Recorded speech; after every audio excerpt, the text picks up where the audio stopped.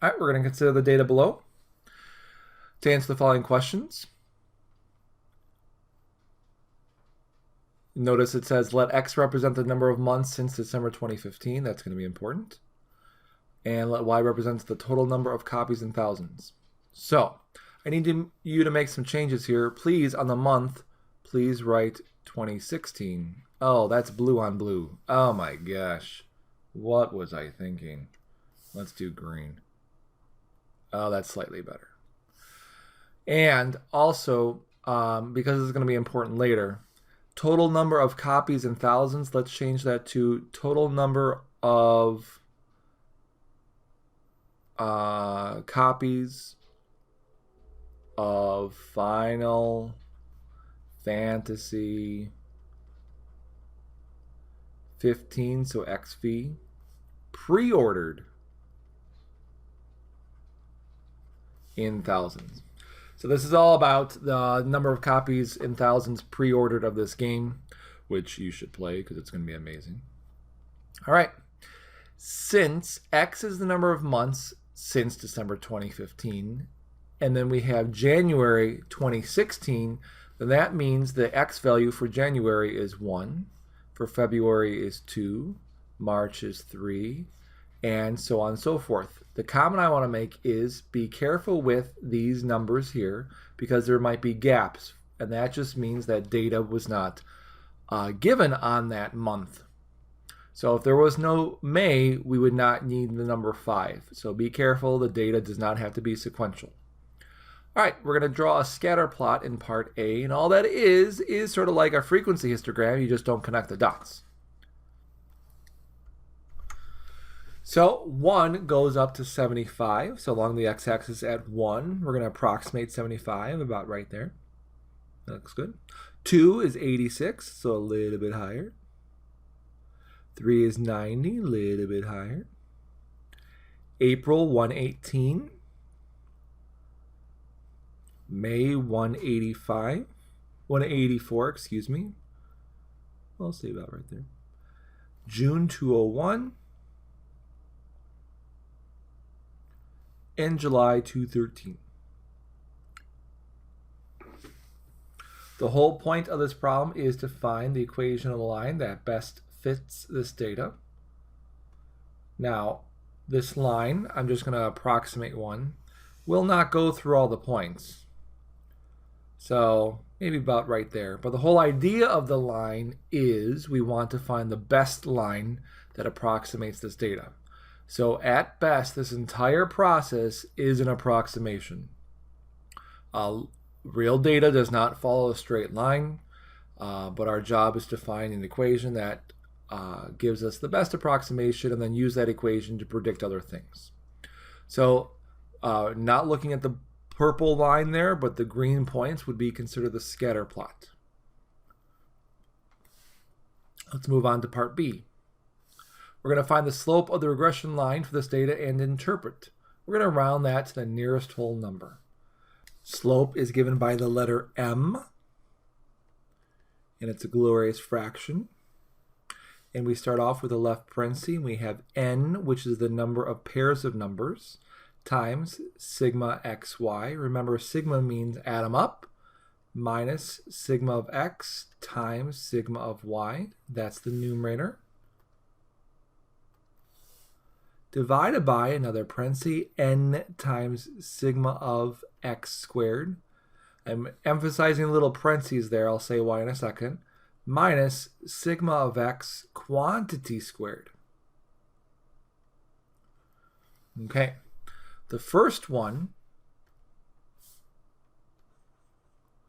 the sigma of x squared, means square all the x's and then add them together. The second one says add up all the x's and then square the result. Not the same thing. Now, we're going to have Excel do all of this for us as far as finding the individual parts. But I'll explain what's going on as we do the Excel. And if you want to take that little part out.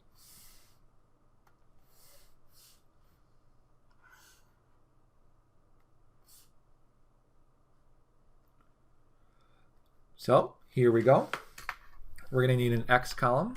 We're going to need a y column. We're going to need an xy column. We're going to need an x squared column. And for our future formula, we're also going to need a y squared column. Our x's are 1 through 7.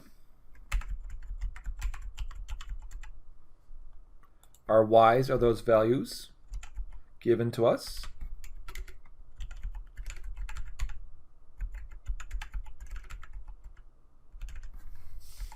Okay, so let me make sure everything is good to go before we continue.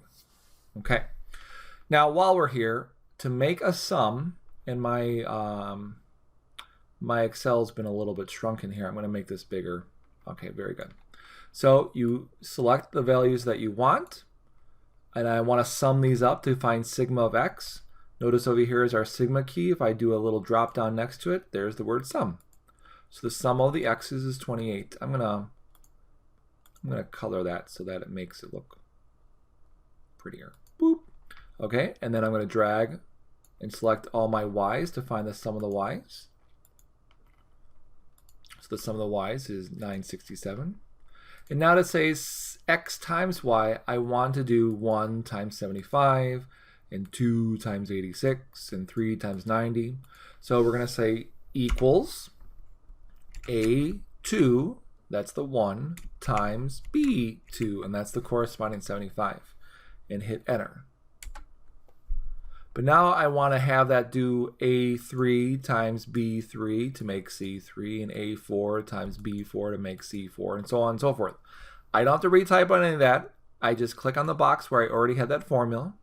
Notice this little square down here. I'm going to click and drag that down. And notice it fills in the rest. So if I click on any random one, notice here's A6 times B6 is C6, and it typed it up here for us, which is great. We're going to want that sum, so select that column. Don't select the XY, just select the numbers and hit sum. So we're going to need that 4606.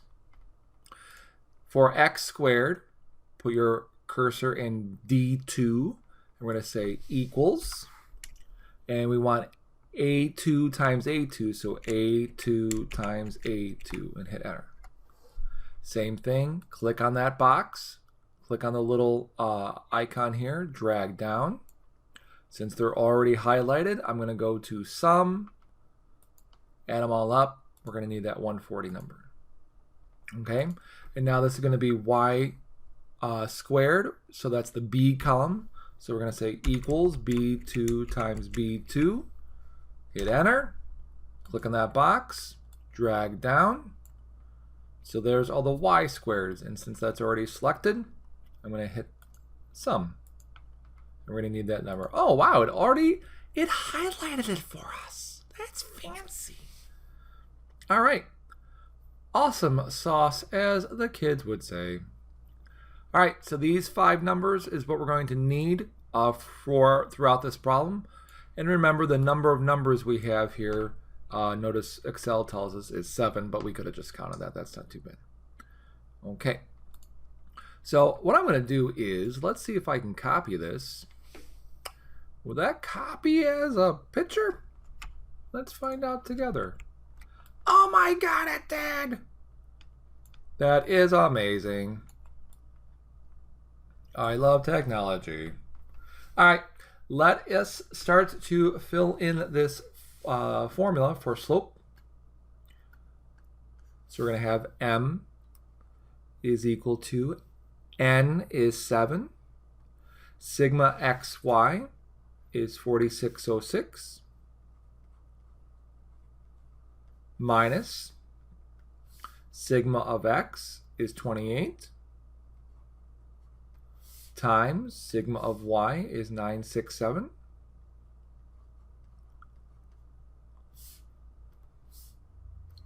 divided by,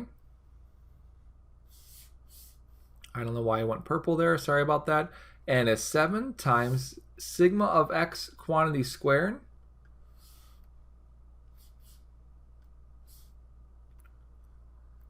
is 140 minus, be careful on this last one, sigma of x then squared. Well, we found sigma of x to be 28. So sigma of x quantity squared would be 28 squared. Okay, carefully get that into your calculator.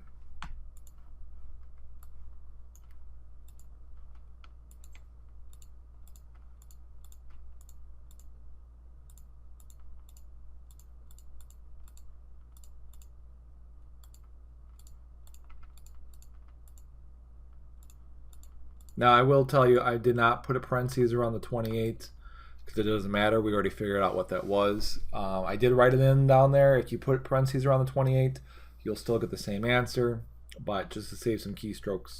So I'm going to hit enter. And then it says in the problem, round that to the nearest whole number. So notice that would be approximately 26. So RM, oh, that's still orange. I'm going to get rid of that color. Make it blue. So M is approximately 26. And if you are asked to interpret, which we are, it says interpret, that means you need to give me what the 26 means. Don't just write the number. You always interpret by whatever the Y means per whatever the X means. Our Y is number of copies in thousands and our X is months. So you would say that the number of copies pre-ordered is increasing by 26,000 copies per month. 26,000 copies per month. All right, so that's the slope. Part C. Let's find the y-intercept. The y-intercept is given by the formula b is equal to sigma of y minus m times sigma of x all over n. Okay, I'm going to copy that slide from the previous one. So we have it. Copy. Pasty. Awesome. So our sigma y was 967. Minus our slope, let me look back real quick, our slope was approximately 26. Notice since we estimated the slope, that means our b is going to be off. Nothing you can do about that unless you kept all the decimals, which we're not going to do for this problem. Our x is 28. And our n, again, is 7. Since the numerator is more than one term, definitely put that in parentheses. And now let's get that into the calculator.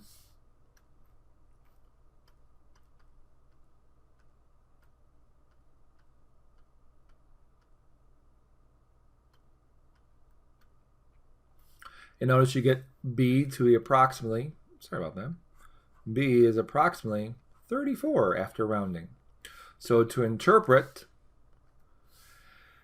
a y-intercept occurs when x equals 0. Well, since x is the number of months since December 2015, x being 0 means that we are in December 2015.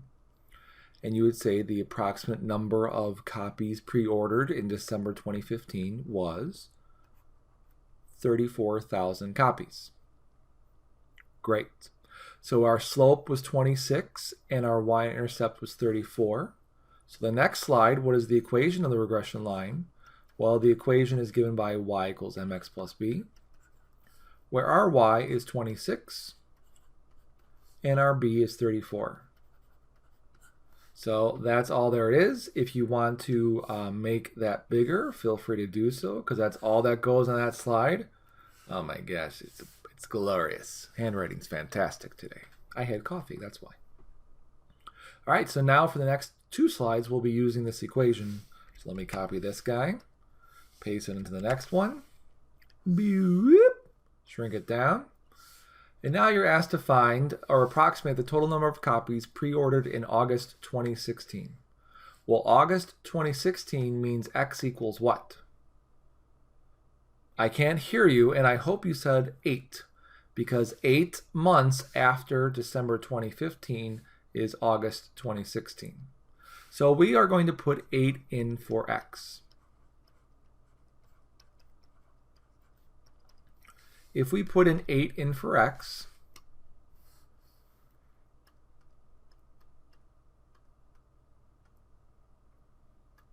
we get 242. So the approximate number of copies pre-ordered in August 2016 is 242,000 copies.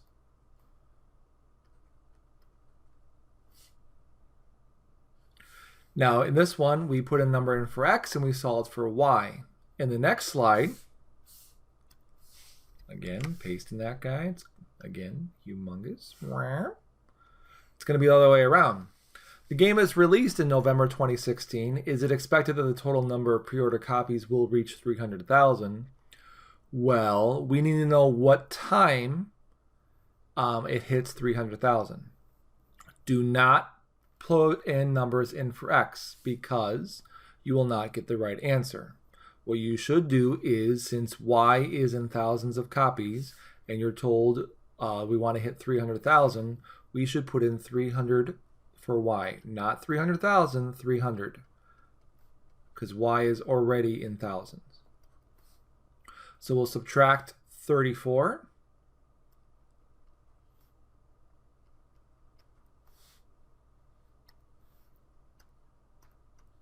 I don't want to do this in my head. 266. And we'll divide by 26.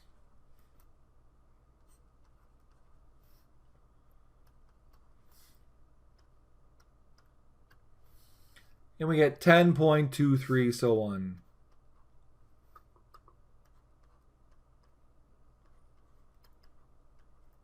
All right. Since 10.23, namely the 10 would say during October 2016, we hit 300,000. Then by the time the game is released in November, yep, we've made it. We've hit 300,000 by the time the game is released. Now, you really only need the whole part. If you really wanted to know what the decimal is doing, the decimal will tell us approximately the day that it hits 300,000. So since October has 31 days, you would multiply the 0.23 by 31, and then that'll tell you the day, and then you can take that decimal and multiply it by 24, and then you can figure out what hour it hits 300,000. We're not doing any of that. That's way too much fun.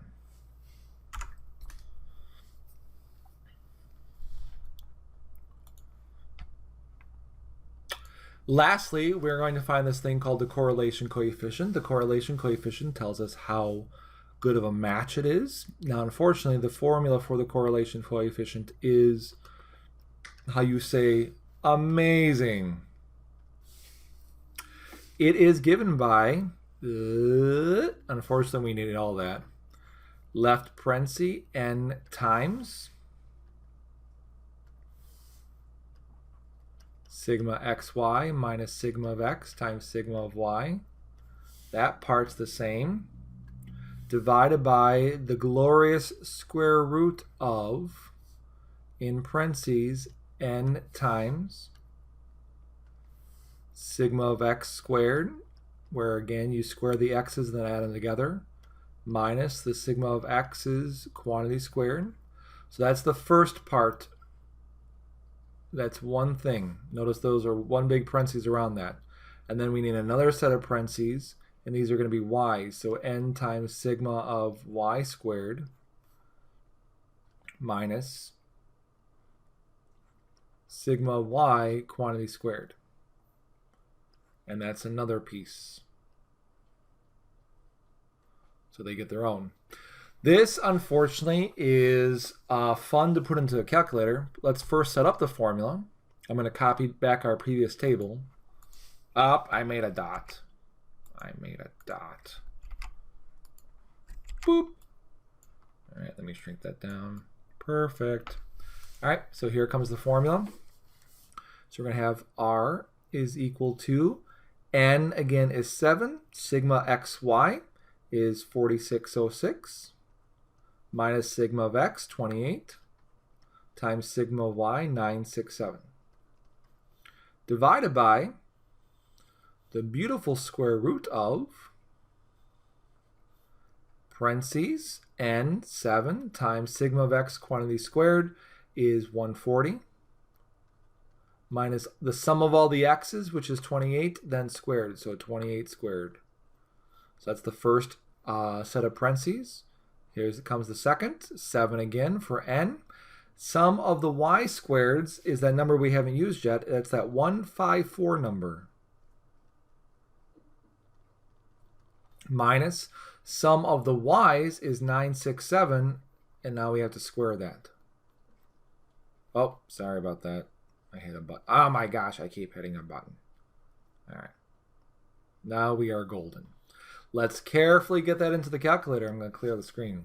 So start with the left parenthesis. 7 times 46, so 6. Minus 28 times 967. So there's the numerator. Everything is beautiful. Nothing to worry about.